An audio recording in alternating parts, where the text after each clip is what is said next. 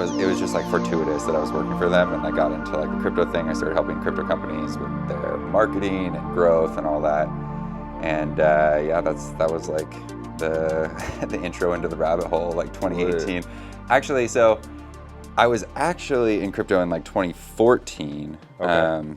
When I owned the coffee shop, there was a bunch of tech guys that would come in and work, and they were telling me about like crypto and all this stuff. So I bought Bitcoin in 2014. Okay. But I never really went down the rabbit hole until. I mean, still buying Bitcoin in 2014. Yeah, I remember when I was buying. That's a dub in itself. I remember when I was buying Bitcoin for like $300. Yeah, that's nuts. Yeah, and I was like, or I mean, I guess it was a little over that, but I was like, you know, it wasn't really doing anything. I was like, oh man, this isn't going to do anything. And then it went up a little bit, and then I sold a bunch of it, and I was like, and then, you know, the whole story, like sold way too early, bought back in way too high, dumps.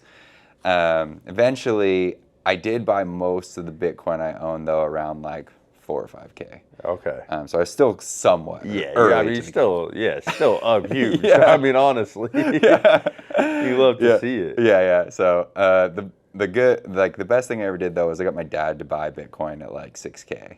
Word. And so like that was cool. Honestly, it was reversed for me. My dad told me about Bitcoin. Did he really? Yeah, in like 2013, and I was over here like, digital currency. I was like, how the fuck would that matter? And then I'm starting to think about it, and then yeah, like he ended up buying some Bitcoin back then, and then I think I trailed behind like, I don't know, not too long after that, but I didn't buy that much of it. You know what I'm saying? It was kind of just like, all right, I'll like put a little bit into it, just kind of like sit on my hands type of thing.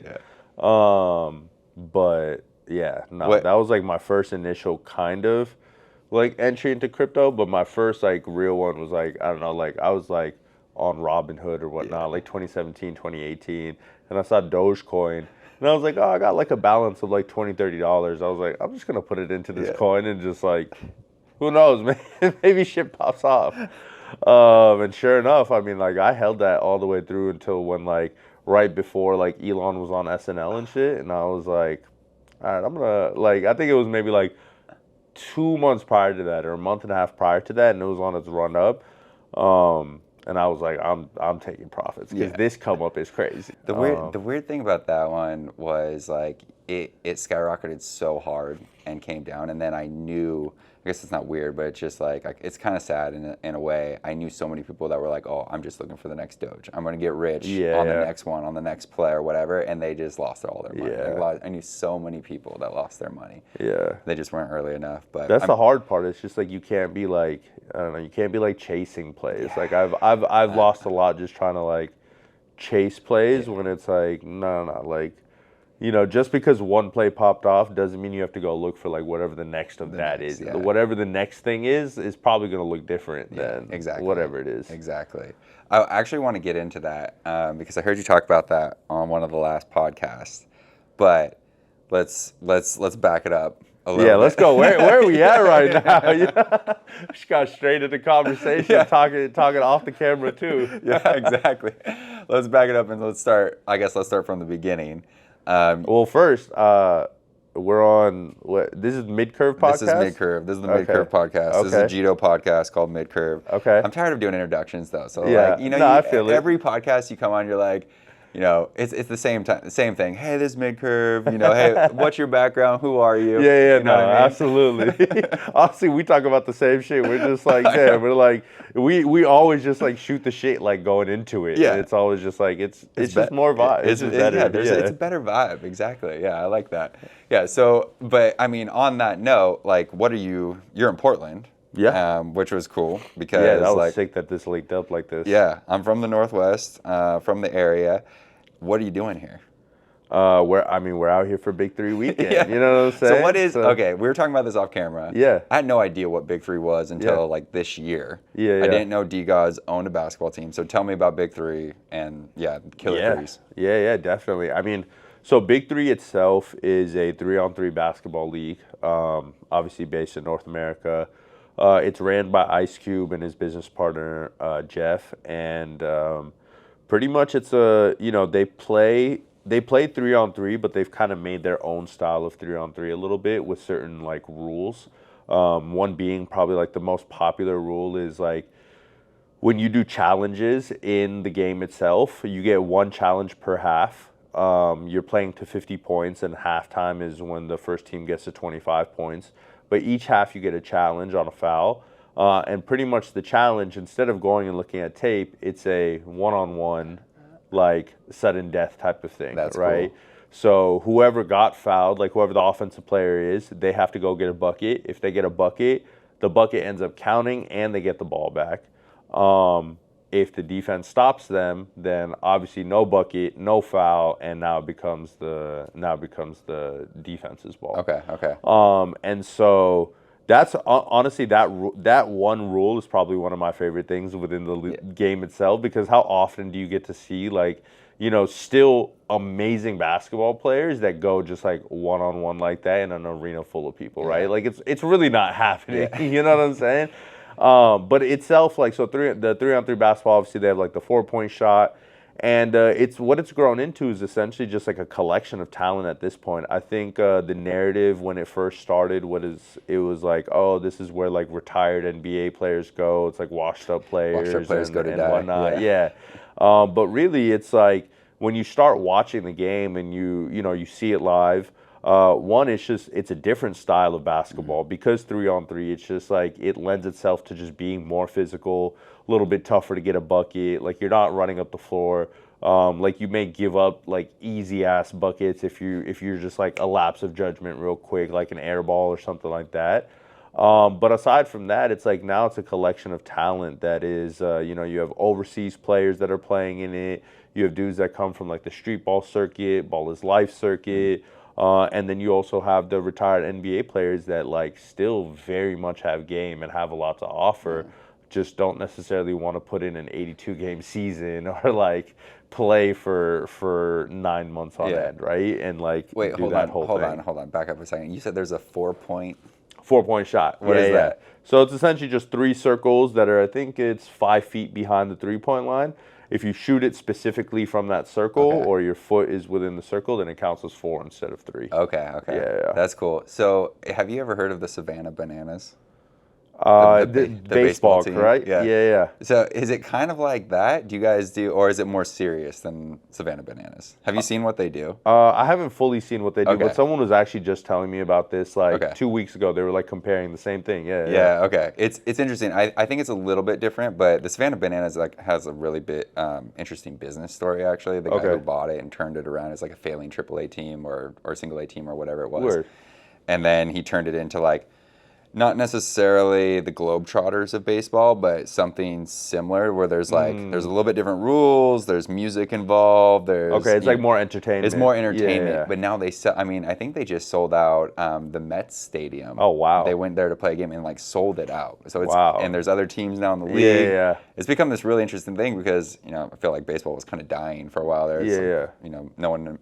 It's not America's, pastime anymore, right? So anyway, it was cool. But this seems a little bit more serious than that. Yeah. But like in the same vein where it's like more entertaining, a little faster paced. Yeah, it's definitely a little bit, I would say it lends itself for the entertainment factors, obviously having like, you have the people that are like jumping off trampolines in between the games. You have like people performing. Even Icecube himself performs at some of these games. Like, and so like you have a lot of that like entertainment surrounding it, but like the games themselves, like you could tell like these dudes are really competing.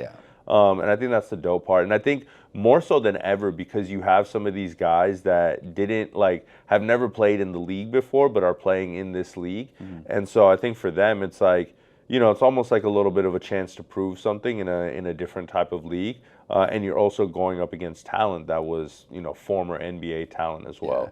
So I definitely think like from that standpoint, like from a competitive standpoint, like the dudes are definitely competitive. They're definitely trying to go at you. They're trying to hoop and trying to get buckets every time. And it's cool because it essentially the entire event is in one day. So you're essentially watching 6 games in one day. You can show up for the games that you want to show up for, or you can just be there all day and kind of just hang out at the arena and watch all these different hoopers go against each other. So how did Degods come to own one of these teams? Yeah. So funny enough, actually, so the big three, I think it was like 3 seasons ago, before going into that season, they had worked on this model of NFT fractionalized ownership for their teams. And so there's big three NFTs that exist, right? And those NFTs essentially represent ownership in the teams depending on like what NFT that they have. Like you could own one for this team, and like that NFT represents your like fractionalized ownership in that team, and there's a couple different tiers, right? Then on top of that, what they did was essentially they approached NFT projects to essentially just like buy out the team, like and own that team. And like mind you, like the ownership itself, like it's a deal that very much is like, you know, Degods owns like the naming rights, like the IP, like building out the team, like everything like that. And if there's ever any sale, like they would be a part of that like sale of the team. But there is still a level of like league ownership within the team itself, because the league is essentially like paying for all of the operational costs, right? Like they're paying for like player salaries, flying them out, the stadiums, like all this type of stuff. So Degods doesn't actually have to pay anything to manage the team, and that's kind of the ownership capacity that they're in. So it's almost like you own a sports team without having to do like the extra of all like the operational costs and like all that sort of thing, right? But there's still decision making that we have, like when it comes to like adding and removing players, or like you know, if we have any like coaching decisions or like anything like that. There's votes between like the captains and then like ownership group to essentially make that happen, right? But yeah, I mean, essentially the way we got approached was that I believe it was the co-founder Jeff and there was another guy, Sean, who they were holders. They were DGOD holders. Oh, interesting. And I think Sean was the one that was the first one as far as like being a DGOD holder, and he owned a few. And yeah, I mean, he essentially like approached the team first about it. And DGODs actually became the first like NFT project to announce the ownership of a team. And then what followed was all the other like ownership announcements and everything like that. I think Gary Vee ended up buying like 2 teams. I know like Snoop Dogg bought one. I think like Moonbirds, when they were there, they bought something. I don't know if that's owned by Yuga now or like what that looks like. But yeah, and there's a couple other like projects that essentially bought teams. But Degods ended up being the first one that bought the team. It's funny too. It was at the time there was a within Degods there was a divine council, and it was essentially just like a council that like the community had voted in, and this council was supposed to act kind of as like a communication like filter between community and like the team itself. And like while we didn't necessarily like fully get to like always do everything or like really figure out, I guess, a ways of like working together in a much more productive manner. I will never forget when Frank just like randomly popped up in that Discord chat and he was like, should we buy a basketball team? And like everybody in the council's like, yes, do it, run it. Then he's like, it's the big 3, boom, boom. And we're all just like, yes, run that, you know? And I think the deal at the time was like maybe like $500-600K or something like that. And I mean, at the time it was looked at like just like, oh, what the fuck are you guys doing? Like, it's washed up league, like all this, like, you know what I'm saying? You know the FUD on crypto Twitter, like especially surrounding Degods at times. It's just kind of like, all right, like let's shit on everything. And like they bought a basketball team and it was like, oh, this is the worst like thing you guys could do. What a waste of money and all this type of stuff. And yeah, I mean, where we're at today, like I don't personally know how much what the team would be worth right now on like a fair market value or anything. But I mean, if we're looking at like they're going through kind of an expansion phase right now where they're selling teams to like specific cities, and those teams right now are selling for 10 million. Yeah. And so it's like, I mean, even if you're thinking half of that is value, like that's a pretty good return on investment in 3 years. You know what I mean? So not bad. So I mean, I think it's just one of those things. Even from that standpoint of just like an investment thesis, it's like, yeah, why would you not? But I think what we've come to find is just like the aspect of like how much sports can kind of bring people together, and especially when you have a community rallying behind it, and you already have that community in place that like kind of, you know, is rocking with you. It's like putting that now and intertwining that with a sports team and being like, oh, you have somebody to root for now, like on the weekends or whatever. Like, I don't know, there's something magical about it. I agree. And it's funny that like this is like popped up on my radar this year because there's other people who are interested in sports teams within the crypto space, right? Yeah. Like Bonk is now sponsoring a French football team. Yeah. Amazing. It's right? It's amazing, yeah. And there's other like there's other people like a buddy of mine, I think I mentioned to you, he owns a pro basketball team in Taiwan. And like I know teams are over there that are looking for crypto sponsors and they want to get involved in like, you know, the crypto industry or whatever, the NFT industry. So yeah, I mean, it's kind of cool. And like you said, I think it's an interesting way to bring communities together and give them something else to talk about. So a lot of the conversations I'm having right now with different like creators in the space and projects are, you know, kind of centered around this idea that people are a little bored with crypto and just saying the same thing over and over right now. There's not a lot of new stuff coming out. Maybe there is behind the scenes. But right now the timeline is a little bearish, a little dead. People are looking for something else to talk about, and sports is always, you know, it's a unifying thing, right? You can talk about, and it's just always going, right? And it's always going. Like there's always something on, even if we're not even looking at it like sports that crypto people are a part of, right? It's like you have the Olympics right now. You got NBA that goes for so long. Football's coming back around the corner. Like tennis, like whatever you want to look at. It's a great way to take your mind off your bags that are down, that are down bad. Too, I mean, think there's so many crypto people now that be playing pickleball and have picked up pickleball because it's so easy, and it's like, all right, cool, let's get outside, let's get competitive. Are you getting into pickleball? I've played it twice now, so like, yeah, I mean, I'm down. Like, I'm the type of guy that I'm just like, we could play any sport.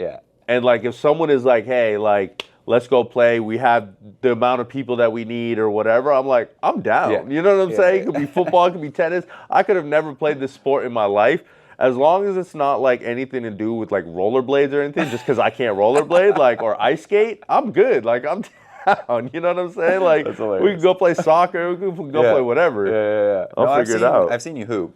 Yeah, I mean, you can hoop is my sport. Hoop is my sport for sure. I see you throwing those Arvidas Sabonis passes out there. It's fire. 100%. So actually, that brings up another sport that we were talking about earlier, which is golf. So you guys have like D-Golf as well, right? 100%. What do they do? I mean, they essentially started as a merch brand. Okay. And essentially just took Degods, the IP. And, you know, what's cool about the Degods IP is they allow you to use, to kind of interpolate on the logo itself. So you don't just have to use your, like, individual Degod, right? Like, you could take the Degods logo, you could take the Utes logo, whatever, and, like, build something around it. And so their thing was D-Golf, like, we're, like, Degods Country Club, Degenerate Country Club, like, type of thing.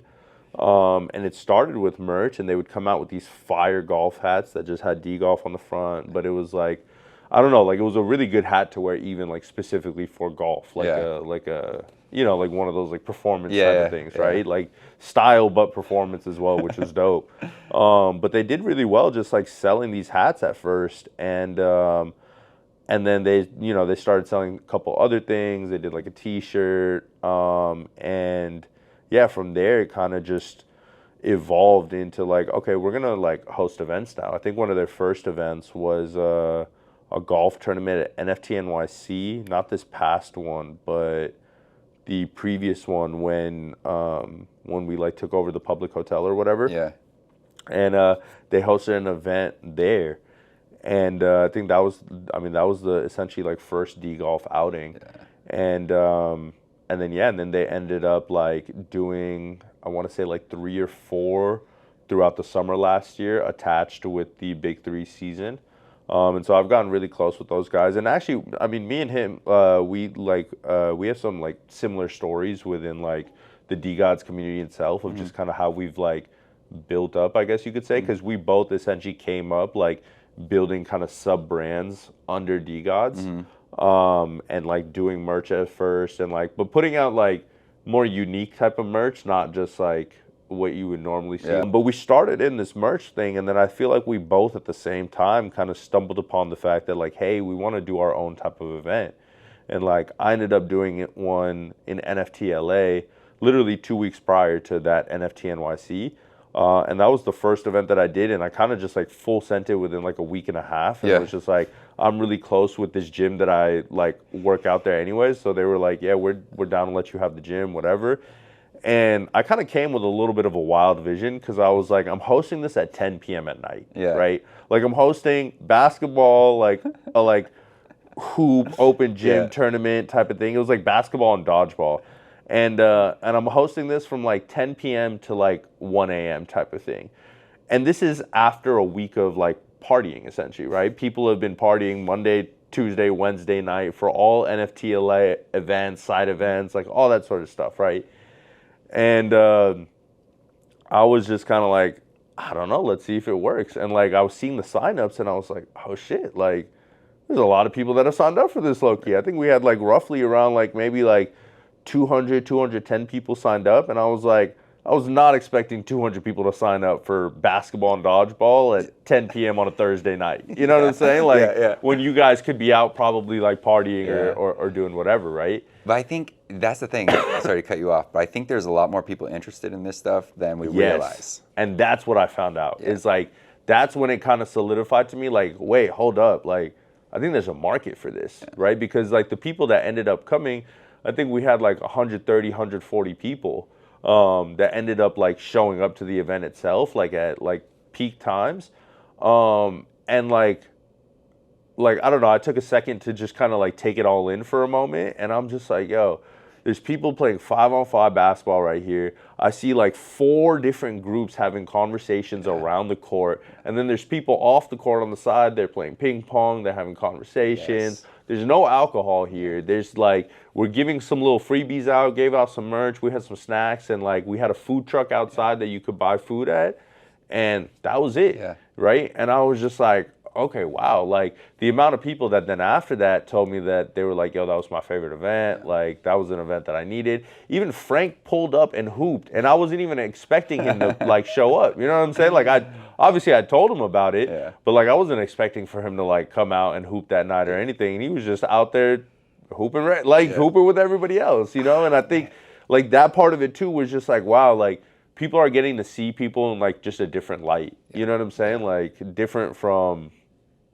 lounges and like cocktail hours and that like sort of thing. We have this like this bubble that we lived in. I've been going to these like conferences and side events and stuff since 2017, literally 2016, whatever. And you see people in the same environment. You see the same people in the same environment all the time, and it's like you're conditioned to speak a certain way, to act a certain way, to talk about a certain thing.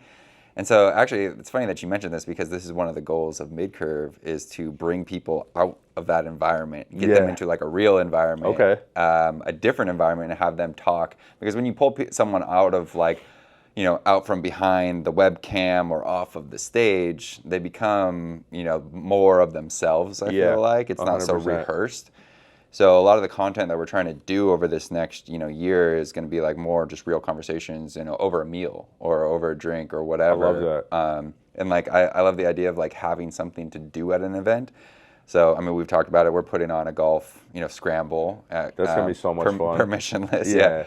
So I like going back to the thing about just being surprised. Like when I just started talking trash on Twitter about golf and how I'm better than everyone, which I'm definitely not.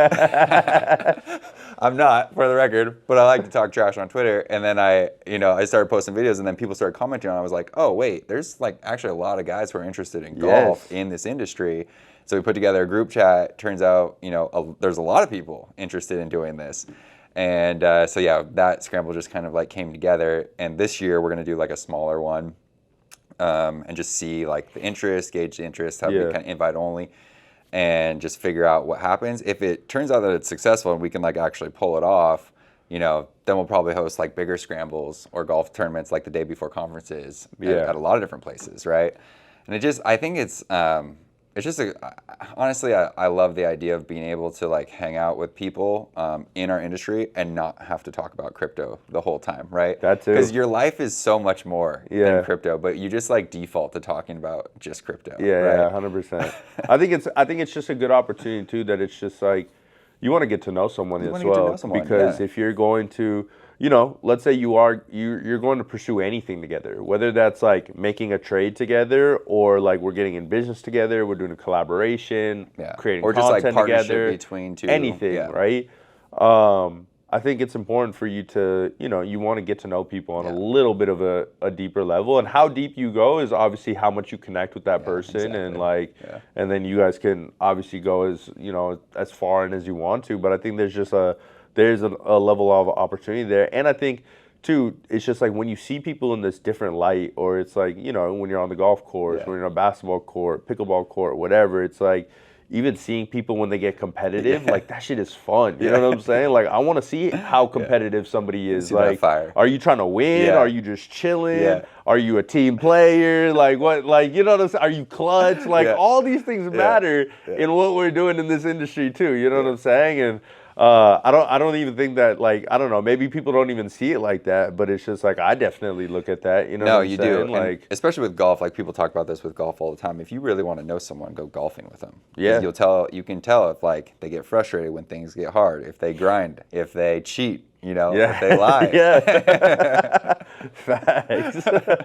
Honestly, it's a great sport to learn, and also you're sitting with someone for like, if you're playing 18, you're sitting with them for 4 hours. Yeah, you gotta have some conversation. You gotta have some conversation. So when we went to our last Judo offsite, we went golfing with all the guys, and it was a blast, man. It was so much fun, and we had pickleball courts at the house we were staying at, and it is funny, like you think you know someone until you start playing pickleball with them, and you're like, oh. You're actually kind of competitive. Yeah, it's like 100%. I haven't seen this side of you before. We're gonna get into this right now. Yeah, so it was a blast. But. No, that's funny too that you mentioned the whole like you're the best golfer, because honestly, some of the same shit I started doing. I started being like I'm the best hooper in Web3, and like I would post videos all the time, and that's when like it started like inciting more of a reaction. And honestly, that's how I got even connected to dudes like Easy and Thread Guy, like, and I consider them homies now. But like we literally just started by like talking shit on Twitter and being like, nah, I'm the best, the best, and then it was just like, all right, it's a thing between the three of us to like prove it. But now we've hosted these like various basketball tournaments in like Miami and New York, and all of that even like comprised back then of that like first basketball event, just knowing that like, hey, there's something here. And that even, I mean, that's led me into like even working with the Killer Threes and doing that, because then Degods was like, hey, we want you to do this in different cities, but also we think you'd be the perfect person to kind of lead the charge of like creating these experiences every weekend for Killer Threes. But going into the basketball tournaments and just like seeing the way people get competitive, seeing people on the sideline, and like obviously you can do dope merch out of it, all this type of stuff. But going back to golf too, it's like I've always enjoyed golf and like hit the driving range and everything like that, but like getting out on a course is always like a harder challenge, right? Especially when it's like if you're working a lot or if you're doing whatever, it's like it's hard to just go like dedicate that time. And even more so, it's like if you don't have anybody that you're gonna go like with, you're even more so you're not gonna go just like play 9 holes by yourself. Like I'm not that deep of a golfer to go play 9 holes by myself. You know what I'm saying? But D-Golf is cool because it's like they've provided an opportunity to go out and like go on a course and play golf with the guys, even if you're not good. Like because we do the same thing. We play best ball, so it's kind of just like, why would you not go out there? You could be trash. You could hit the tree. You could hit it in the water. Like your swing could go 3 yards. It doesn't matter. Like you'll have at least one of the 4 guys on your team that'll be good enough to hit it like down. And you guys will like get through every course, but you get the experience of being out there. And I think that's maybe like what's not talked about enough for them. But it's like it's a very welcoming space to just like just go hang out with the people from the community. We like to call it degenerate golf a little bit because, like, we're pouring up on here, like we're doing our thing, playing music and whatnot. But I think it's just like it just lends itself to being a lot of fun because outside of that, especially if you're not that big of a golfer, but you've always wanted to get into golf, like these are good opportunities it's a good place to just start. like start and connect with people. You know what I'm saying? And even if this is the only time you ever play golf, that's cool. Yeah. You know what I'm saying? Like, more power to you. Yeah, exactly. You find out you like it or you don't. Yeah. That's the thing. Yeah, I might be a little bit of a psychopath because I will play 9 holes by myself at this point, fair. like 3 or 4 times a week. Just 6 a.m. in the morning, I'm out there grinding. Honestly, fair. So I do it too, right? I'm gonna go put up shots on the shooting machine. That's different. That's the thing. So I played basketball actually all through into college and stuff, and I haven't touched a ball since college because like when I was done with it, I was just done with it. Okay.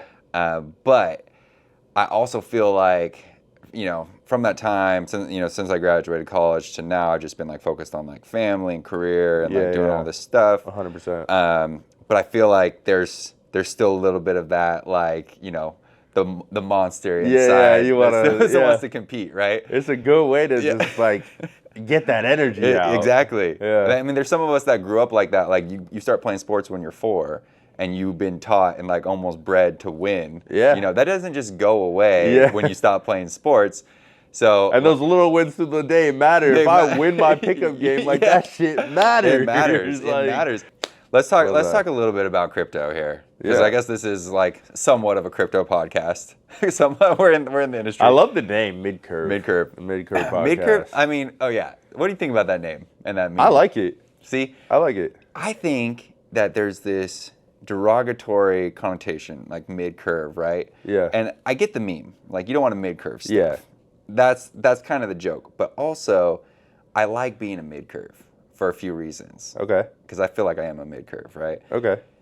This gets a little philosophic, but like, if you're on the right side of the curve, and you're smart, you have a greater capacity to internalize just how messed up the world is, right? Yeah. You have greater capacity to understand suffering. Okay. If you're on the left-hand curve, you're just too dumb to like, know anything or get anywhere, right? Okay. But if you're in the mid-curve, you're kind of in that balance where like you're dumb enough not to really understand suffering, but you're not so dumb that you can't like figure out your way around reality and live in a true reality. You know what I mean? Fair. It's a balance. Life is about balance. Okay, I like that. I like the explanation. I like it because it feels like it's 2-part, where it's like the conversations and the topics itself aren't actually like mid-curve, but like that definition of mid-curve is also really dope. Yeah. Because I feel like there's an aspect of like, I feel like I would align with that like definition of mid-curve, but there's also that part of me that's just like full send, and that's like I'm not mid-curving this shit, and like it's just like exactly. You know what I'm saying? Like, well, here's the part about balance is like I feel like sometimes you have to be left curve and sometimes you have to be right curve. Yeah. Right? There are times in life, especially in crypto, where you just gotta left curve it. Yeah. You left curve that bonk trade. Yeah. Right? Which I've definitely done. 100%. Me too. I'm not thinking about it. My shit is locked in the dragon. Yeah, exactly. Yeah, exactly. And then there's times where you like have to like move over to the right curve a little bit and kind of think about some things before you take action, right? 100%. So like to me, that's what a mid curve is. I feel like a mid curve is the most honorable thing to be. But Twitter has obviously, they have their own ideas about what a mid curve is. I've never actually told anyone that. I just, let everyone think it's about the meme, and that's fine too. But it's a good double entendre. Yeah, exactly. it can mean whatever you want it to mean. Yeah. Let's talk about crypto though. I think I heard you on a podcast recently talk about some exciting stuff that's coming up, or some plays that you think are interesting. Yeah. What are those? Like, what are you looking at right now? Ooh, I think depending on like definitely depending on like your horizon, right, and like what you want to be looking at. I mean, obviously, like just for standards, like I think Solana and staking Solana is a great play, for a good long-term investment. I think Jupe is a great play for some of the same reasons, and also with their kind of their DAO method that they've been working on. The fact that, you know, your tokens can get you voting and like even more rewards off of that. Like there's some more airdrops coming up. I think there's some interesting value there for a longer course of time. I think Crown is another one that I've been looking at from photo finish as just like a longer term, because, you know, I went to the Kentucky Derby for the first time ever this year. We were like representing them and representing Cube Exchange, and it was interesting. Like we were kind of just like randomly talking to people there about crypto and like what they thought of it, and like sometimes we'd mention photo finish or just like what you thought about Bitcoin or like something random like that, right? And it was kind of interesting to me like how many people that were like, no, I don't think I'd invest in digital horses, but I'm like, I don't know, because like this isn't fully adding up with the amount of people that are in line for the betting slips right now. You know what I'm saying? And it's just kind of like, I don't know, if I give you something to bet on, sir, you would definitely bet. You know what I'm saying? And it made it easy. You know what I'm saying? But have you ever been to the races in Hong Kong? Have you been to Hong Kong? I've never been to Hong Kong. Oh, no. Okay. So I definitely I think I'm planning on doing Hong Kong during this September when it's like breakpoint Singapore. Okay. Like, I think I'm gonna try and just make my way around Asia for like the month probably. You should do that. So the races in Hong Kong. Okay. The horse races are every Wednesday. Word. And it's huge. It's like a big thing. Everyone goes out and it's like it's massive. It's so much fun. So anyway. Yeah, no, that sounds like you should check it out. It sounds like a vibe, honestly. Yeah, it's cool. But yeah, so it's just like stuff like that, and then I don't know. I'm very, very interested to see how this political cycle is going to play out with some of these meme coins. Like, is there going to be new meme coins as we get closer to the election? Are we going to see something more like Trump, like go crazy from here, wherever it stands right now?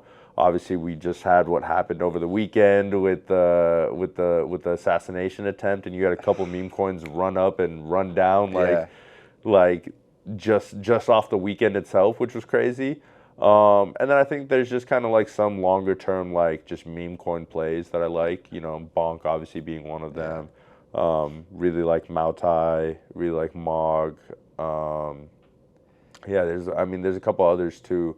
And I feel like more and more that are like kind of like been grinding like on Solana through this entire time of like continuing to like put out content. Like I think Stanley Cup is a good one. There's like one of those like OG memes from that first it's almost like crazy that it feels like we've had 3 meme cycles in 7 months. But like that's kind of where we're at. You know what I mean?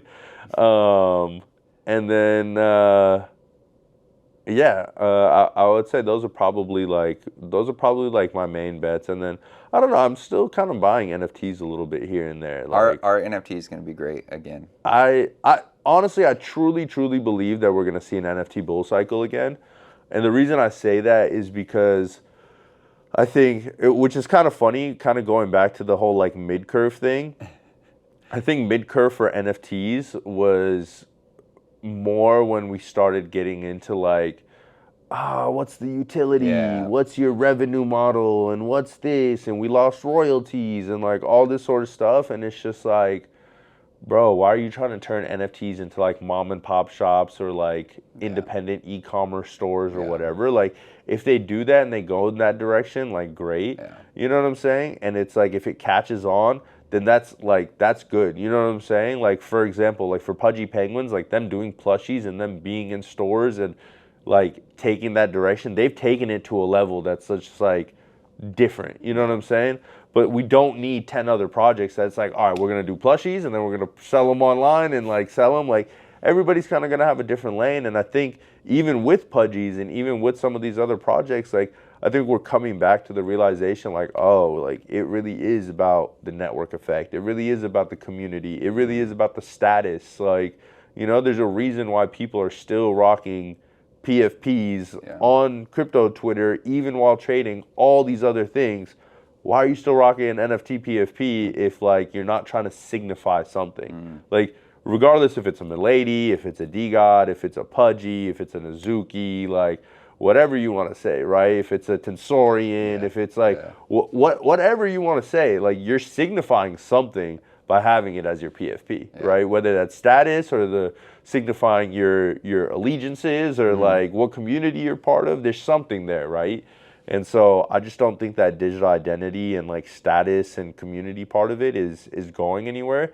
And I think we're actually just like leaning more back into it. And I think that plus obviously like Bitcoin going higher, like meme coins going higher, like all this stuff and people taking profits again, I think that eventually rotates back to NFTs. But yeah, I don't think we've seen the last of PFP NFTs, and even just NFTs as a whole. Like we're seeing like NFTs that are backed by real world assets that are like selling for crazy amounts right now, right? Like, yeah, I hope not. I hope, because I had a lot of fun during like the NFT, like the first NFT run when you were trying to like mint as many 100%. NFTs as like geckos and foxes and whatever else, auroras, and like I remember that one was like a huge mint. Anyway, that was really cool. But you mentioned something about like great content coming out from like Stanley Cup and stuff like that, and that's something I wanted to talk to you about was like content with regards to building community. What are your thoughts on that? Like, what's the next step for content? What kind of content do you think people should be creating? And like, how do you go about building a community, like a strong community? Like Degods has a pretty strong community, I would say. Like, how did that happen? That was like 5 questions. I mean, honestly, like, I think as far as the community aspect itself, like, I think obviously there's different ways to like have communities form. I think what I've seen within Degods is there's always been kind of like bonding moments that are almost like caught in the trenches, if you would, right? Like Degods minted, it didn't like 10x overnight. It didn't do any of that. It was like very, very slow actually in the first like 3-4 months. But something like within like the people within the community were just like showing up. They were supporting other people's like tweets, retweets, likes. You're like getting a bunch of support from people. You're getting a bunch of followers. So you're kind of getting that dopamine a little bit. You're increasing platforms, like all this stuff. You're in chats with people, and I think there was just an aspect of like people really liked the art itself and kind of identified with it. And then on top of it, they just liked the overall like energy around Degods, right? Like it was very like I remember being in the Discord like very early on before I minted mine, and it was just like, oh, the founder's like cursing or like whatever, and it's just like even that, something so simple as that, but it's just like it gives it that like feel that it's like, oh, it's like you got that kind of anti-corporate like degenerate feel. There was that thing that paper hands bitch tax, and while it was kind of a failed experiment in the way of like how it was supposed to operate, right, in terms of what it was like trying to accomplish, like that in itself, just the experiment in itself and doing that rallied so many people together, right? And that type of rally is what got people to just like bond and like continue to support each other. And so through the times of slow times, it was like when we finally started running up and the team was like now starting to hit a stride of stuff that they wanted to do, it was like you already have this kind of community that's like mobilized, they're behind you, they're down, like all this type of stuff. And so I think there's kind of like inflection points, if you would, that like bonds communities. It's either like you've seen a dip in price, you're not like seeing the 10x's overnight, or then you have like moments like a paper hands bitch tax, or like for other projects it could be like when Pudgy first got into Walmart, and so that was like everybody like come through even more. Or you have you have Klanosaurs come out with like animations, and then they're like I mean, I just saw recently they were up for some like awards like within Sony, and it's just like you had so many people that were like posting about it and like coming out and supporting. And so I think you kind of just always have these like points and inflection points throughout that bond the community. But there's nothing like, going through a belief phase of like, no, this is going to be something, right? And so I think because like all those all those guys, like in the first 4 or 5 months, continue to believe.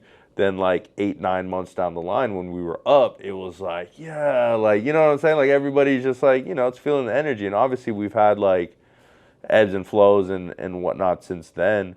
But I think that's like where a lot of the community building comes from, is like, I look at even like Mog as like something like that too on the meme coin side of things. Like they've been around since like summer of last year, but you see someone like K Money that just like really really works for his bags and has been chilling in and all that. But aside from that, you see a bunch of people around him that have like embraced that, like connect with each other. They have sayings that they're saying at each other. They have obviously the emoji and like, you know what I'm saying? Like they probably have chats on the back end, all this sort of stuff.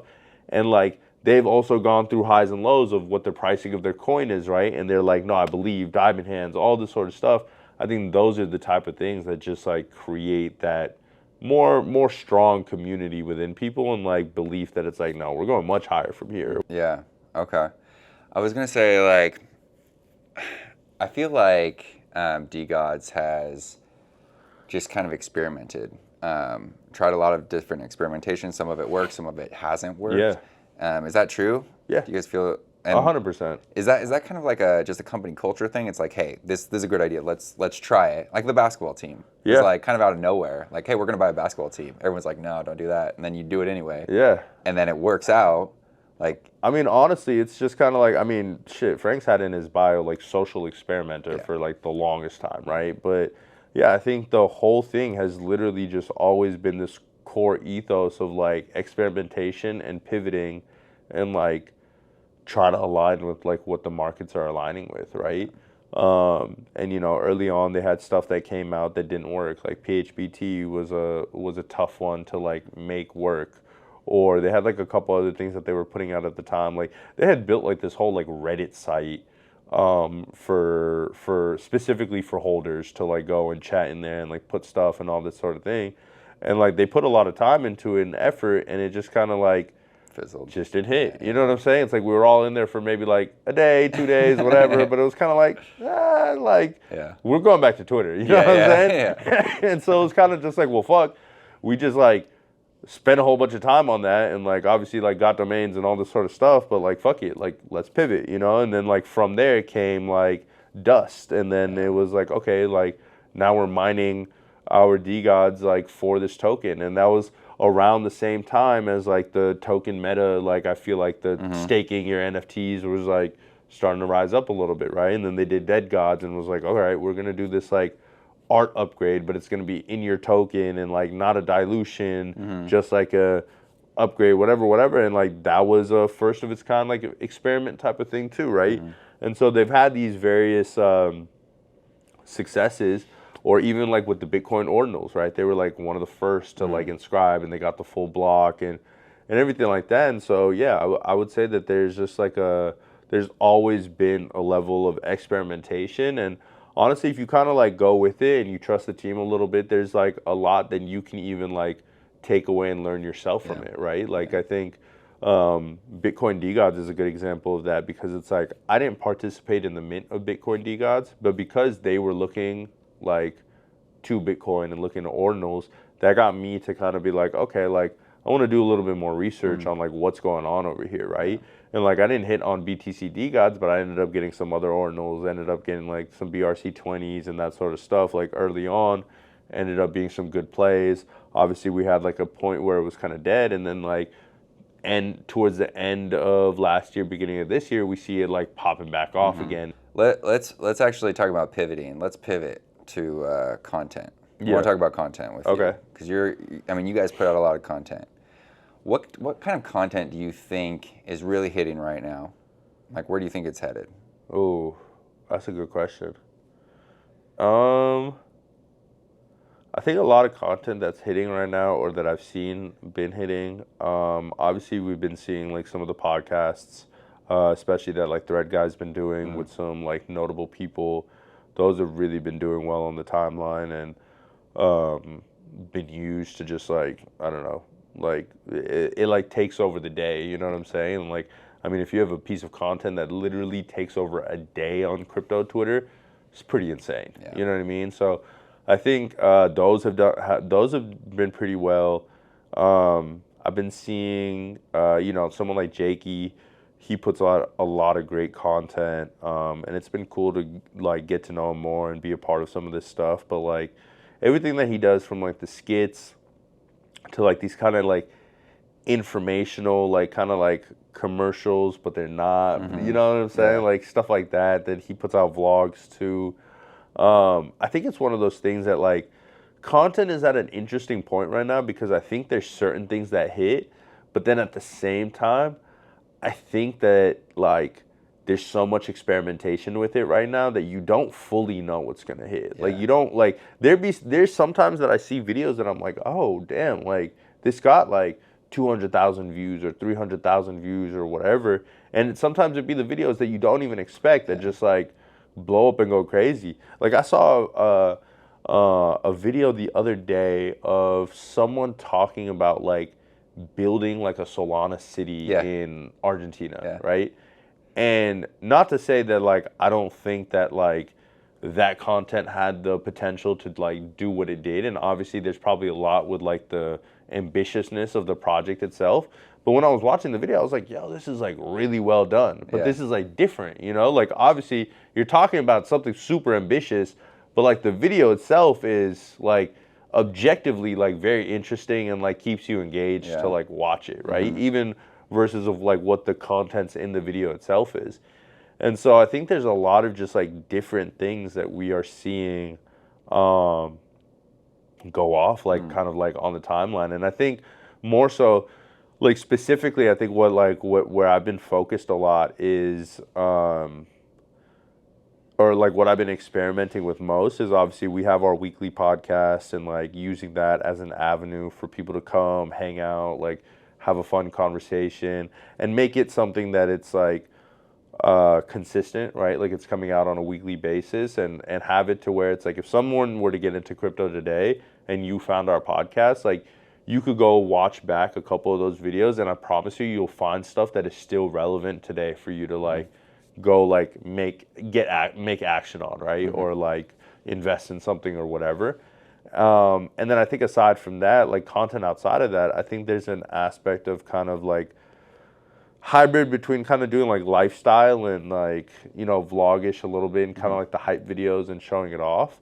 But I've been really kind of trying to lean into more of like mic'd up type of stuff too, and like getting the emotion and all that behind it. I've put out a few mic'd up pieces. Like I did a mic'd up piece from like the Magic Eden Yacht Party and just like interacting with people and like, whatever, however that goes, or, doing like a mic'd up thing on the golf course or mic'd up thing at a party. And it's just like that type of stuff I think is super interesting to me. And I think that's a little bit more personable. And I think there's a way to where when we're talking about like expanding crypto and just like getting more eyes on it, like that type of content being interesting for someone like not in crypto to also watch, right? Like, oh, what are they having a conversation about? Or like, oh, like, even seeing that it's like, oh, like, how are you able to do this off of crypto? Like, how are you in this city and like living like this or doing this or having like whatever the questions that might arise are. But I think that's where I've been like more focused on like, at least my specific content is just like different things like that, different like types of sports stuff, like obviously golf and basketball and like playing that and just like, I don't know, just mic'd up and showing people's personalities off. Has that stuff been doing pretty well? Has it been received pretty well? Yeah, I mean, some of the mic'd up stuff has been doing well. The hype videos are like, I don't know, the hype videos to me are like, sometimes they do really well and sometimes it's kind of just like, all right, it's cool, you know what I mean? I think it just kind of depends on like, obviously what's in it. I feel like people are overloaded with the hype videos, honestly. 100%. I think like I'm even tired of watching these hype videos because it's like the same thing at every crypto event ever, right? I think that the things that I've been seeing like just go off on YouTube right now are just like raw, like kind of mic'd up vlog style videos because I feel like people want to see authenticity. Yeah. And like personality, interactions, like stuff like that. Exactly. They want to see like kind of a raw behind the scenes look at, this world. they don't want to see like the polished stuff that everyone's been showing all the time. Like some of the biggest names, like I don't know if you know who Sam Sulik is on YouTube. He's a bodybuilder. I don't think so, no. His videos are like, you know, on the surface, like some of the most boring videos you'll ever watch. Yeah. Like he could just be in his car, like talking about stuff. Then he goes to the gym, works out. Some of his vlogs are like, you know, half hour, 45 minutes long. Right. And he exploded, like 3 million followers. Like everyone watches like the entire thing. I don't know if it's like some kind of ASMR just to listen to this guy talk and like, you know, you just have someone else in the room talking to you or something, but like it's just gone off. And then there's another guy, another business guy who like does these like just raw behind the scenes vlogs of him doing business in China. Also, like I've watched him go from like 10,000 followers to like 60,000 followers in like 2 months or something. And so, yeah, I've just been thinking about that and like talking to different people in the space and trying to like get people interested in like just making like vlog style, you know, raw content, doing this mic'd up stuff. So it's interesting that you're already doing it. Yeah. Honestly, I like, that was a thing where, I don't know, it was probably maybe, I think it was around April of this year is when I was kind of just like, I think the mic'd up stuff is like, is going to be cooler. Like, I think that's going to be like the thing that like pops it off a little bit more because people want to see like, again, people just want to see that authenticity, that personality. Yep. So what do you think, and we could probably end with this because we've been going for a while. Yeah, we've been going for a while. I feel like we could just sit here and talk honestly, about this for a long time. Yeah. So what do you think, what do you think we should do? Because we've talked about some partner content before. What do you think we should do together? Like what do you think would go off? Or like, give me some ideas. I mean, I think the ideas that we kind of mentioned was like traveling somewhere and like doing the basketball thing. Let's do it. I think that is something. This doesn't even have to be on the podcast. This is just like let's spitball some ideas right now. I think that right there is pretty sick, because that'd be something where it's like you incorporate the traveling aspect of it, which already in itself it kind of lends itself to, I don't want to say the unknown, but it's like it leads people to being like, oh, and what's going to happen next? And like, what's going on here, right? And I think that experience overall would just be super sick, and just like capturing that whole thing in a raw and authentic way.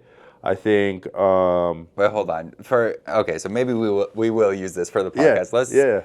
So what we're talking about is, like I mentioned earlier, that I have a friend who owns a pro team in Taiwan, and I thought like, we were talking about it. It would be cool to bring some of like the killer threes over to Taiwan and do a like 3-on-3 game or whatever. A game, go check out their games. Check out their games. So Jeremy Lin plays for them right now. Yeah. His little brother Joe Lin plays for them as well. And the games, I've been to a few. Another friend of ours owns the pro Hong Kong team. And I went to a Hong Kong game once and it was so fun. It's like it's kind of like a small college game, or it was at the time. I don't know how big it is now. Yeah.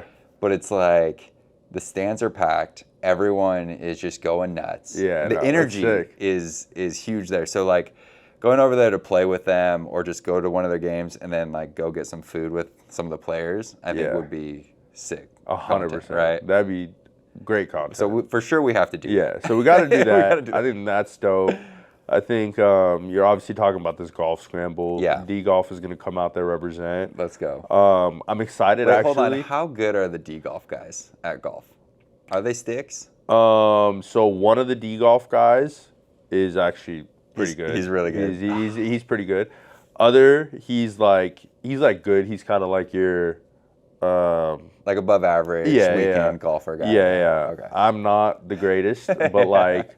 I can lock in for certain shots. You know what I'm saying? Like I can definitely lock in and sometimes be clutch. You know what I mean? And then I don't know who our fourth would be yet. Maybe we'll just bring Mark. I don't know. I haven't played with Mark on a full course yet. Me and him, it's actually funny. We have a piece of content coming out that I'm really excited to put out. But it's literally like we did 18 holes of mini golf at Tiger Woods' mini golf spot in Tampa. Oh, you did? Yeah.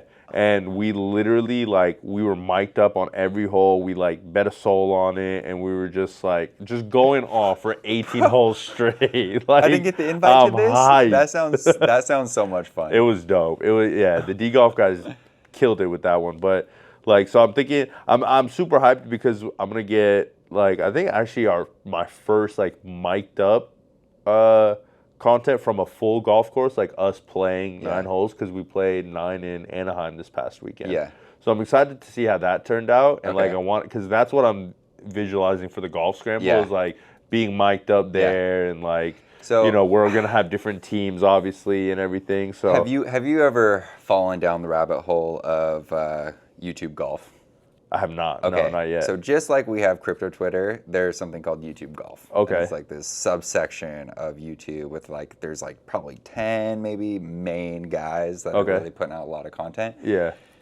They get so many views. And Word. I think, and like some of these guys, like over 1 million followers. Word. So it's like, it's a big deal. Like, Yeah. I think they actually get a lot more views than like watching like a big PGA tournament. So interesting. I think eventually it's gonna like almost flip, and you can see now like Live and PGA are pulling these guys from YouTube into like tournaments, not to play, but like the beforehand, so that they come and I mean, it's so similar to like with the big three, these Ball is Life guys, right? Yeah. They have millions of following on YouTube. Yeah. And like, what are they doing? They're literally pulling up to the park with a camera. Yep. They're going playing pickup and just cooking whoever's out there. And like, that's the content, you know what I'm saying? And they draw crowds in and like goes crazy on YouTube. And it's like, now we have them in our league. Like, they're literally playing in the league. And my theory is that like they do so well when it comes to content, like the Balls Life guys and the golf guys,